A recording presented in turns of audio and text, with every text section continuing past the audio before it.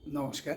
শুরু করছি প্রতিদিনকার মতো আজ সকালে কী লেখা আছে কপালে প্রভাতী অনুষ্ঠানে প্রথমে সকলকে জানাই সুপ্রভাত, শুভেচ্ছা এবং শুভকামনা। আশা করি সবাই ভালো আছেন, সুস্থ আছেন এবং আনন্দে আছেন। প্রতিদিনকার মতো আজও দেবো দিনের পরিচিতি, সূর্য উদয়, সূর্য অস্ত, গঙ্গায় জোয়ার ভাটা, তিথি, শুভকর্ম এবং 12টি রাশির সংক্ষিপ্ত এবং সামগ্রিক রাশিফল। তাই শুরু করছি প্রথমে দিনের পরিচিতি দিয়ে। আজ 28শে চৈত্র 1432, গুপ্তপ্রেস এবং বিশুদ্ধ সিদ্ধান্ত মতে ইংরাজির 12ই এপ্রিল 2026। আজ রবিবার, আবার একটা অলস দিন, আবার একটা আনন্দ করার দিন, আবার একটা যা খুশিভাবে চলার দিন। তাই সবার মঙ্গল হোক, সবাই খুশিতে আনন্দে দিন কাটাক, এটাই আমার মায়ের কাছে প্রার্থনা। আজ সূর্য উদয় হয়েছে ভোর 5টা 24 মিনিটে, আর সূর্য অস্ত যাবে সন্ধে 5টা 52 মিনিটে। আজকে তিথি চলছে দশমী, এবং এই তিথি চলবে রাত্রি 10টা 16 মিনিট পর্যন্ত। আজকে শুভকর্ম আছে, কিন্তু সুতহিবক যোগ না থাকায় কোনো বিবাহ যোগ বা বিবাহ লগ্ন নেই। আজকে গঙ্গায় জোয়ার আসবে ভোর 5টা 44 মিনিটে আর সন্ধে 5টা 49 মিনিটে। আর ভাটা আসবে বেলা 10টা 34 মিনিট এবং রাত্রি 10টা 39 মিনিটে। এই তো গেল দিনের পরিচিতির সাথে সাথে সূর্য উদয়, সূর্য অস্ত, গঙ্গায় জোয়ার ভাটা, তিথি, শুভকর্ম। এবার আসছি দিনের স্মৃতিচারণ নিয়ে। আজ জ্যোতিষীদের জন্য কোনো টিপস দিচ্ছি না, কিন্তু দিনের স্মৃতিচারণে বলবো যে আপনারা জানেন গাজন সপ্তাহ শুরু হয়েছে।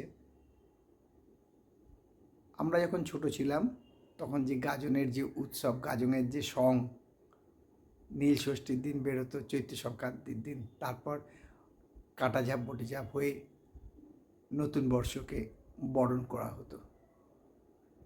এখন হয়তো গাজনের সং নেই, কারণ কি এমনিতে লোকে নানান রকম দেখে আর গাজনের সং দেখার ইচ্ছে নেই। তাই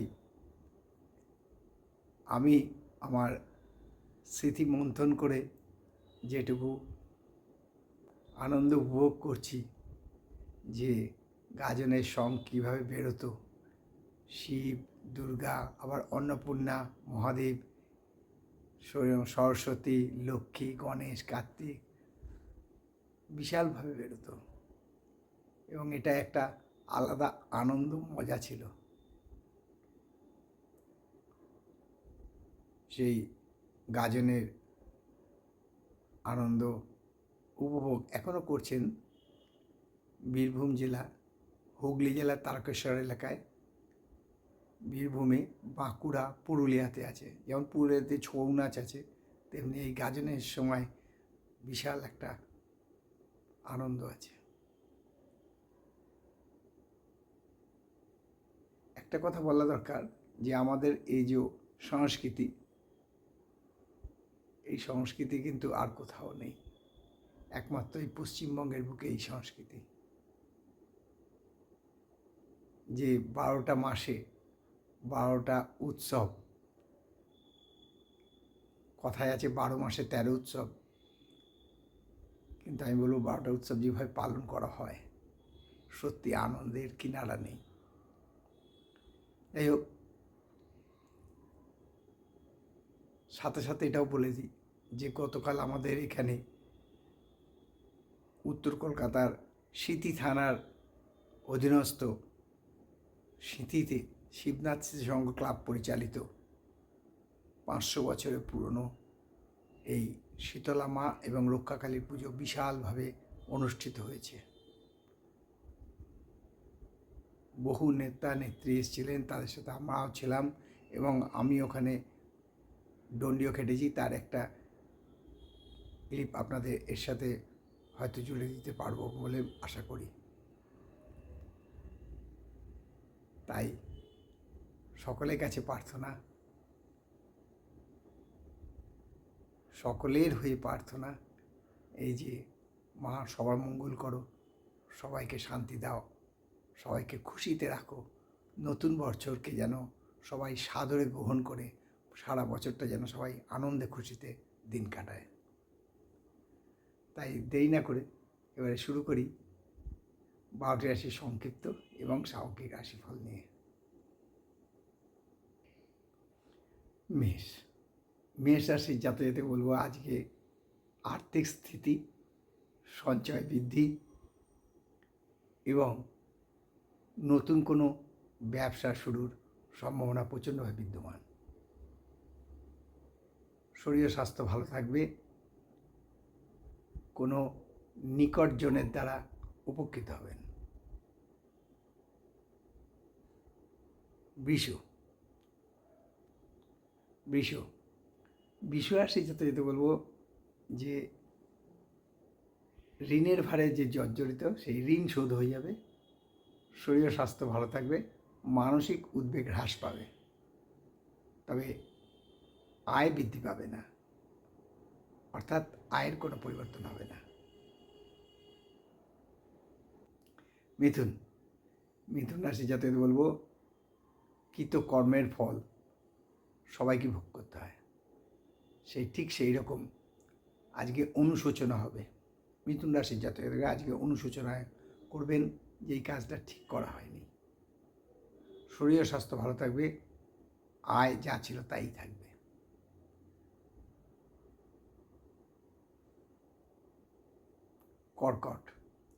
কর্কট রাশির জাতকদের বলবো সন্তানের সাফল্যে গর্ববোধ করবেন, শরীর স্বাস্থ্য ভালো থাকবে,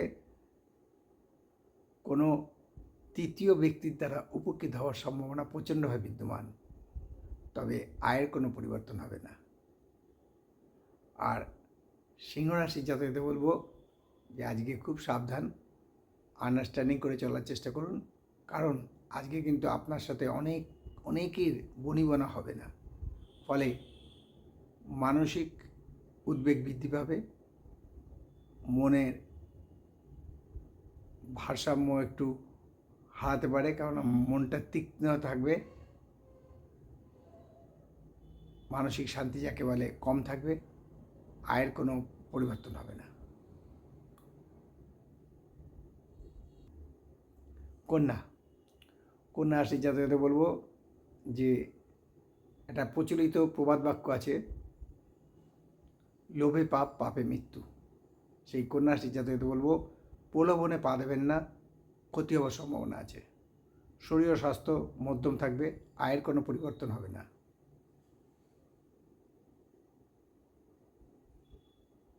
তুলা রাশির জাতকদের বলবো আজকে যারা উৎপাদন সংস্থার সাথে জড়িত বা ম্যানেজমেন্টে আছেন তাদের ব্যবহারে শ্রমিক বিরোধ হতে পারে, ফলে মানসিক উদ্বেগ এবং টেনশন বৃদ্ধি পাবে, কিন্তু আয় বৃদ্ধির সম্ভাবনা কম। শরীর স্বাস্থ্য মধ্যম। বলবো আজকে ক্লেশ ভোগ আছে, মানসিক শান্তি বিঘ্ন ঘটবে, কোনো নিকটজন আপনার সাথে আজকে বিশ্বাসঘাতকতা করতে পারে, তবে শরীর স্বাস্থ্য মোটামুটি থাকবে, আয়ের কোনো পরিবর্তন হবে না।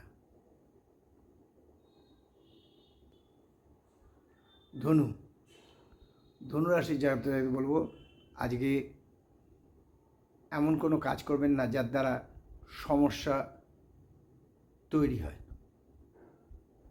এবং সেই সমস্যার জন্য মানসিক উদ্বেগ এবং মানসিক চিন্তা বৃদ্ধি পায়। তবে শরীর স্বাস্থ্য মোটামুটি থাকবে, আয়ের কোনো পরিবর্তন হবে না।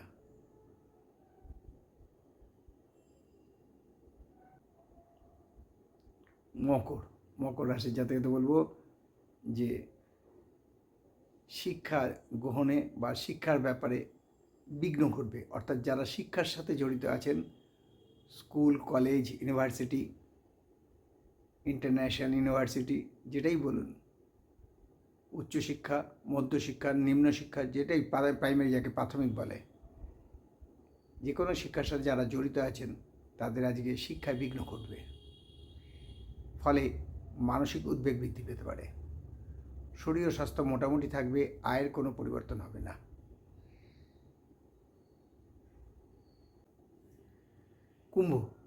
কুম্ভ রাশির জাতকদের বলবো আজকে নতুনভাবে উদ্যোগ নিয়ে নিজের কাজে ঝাঁপিয়ে পড়বেন।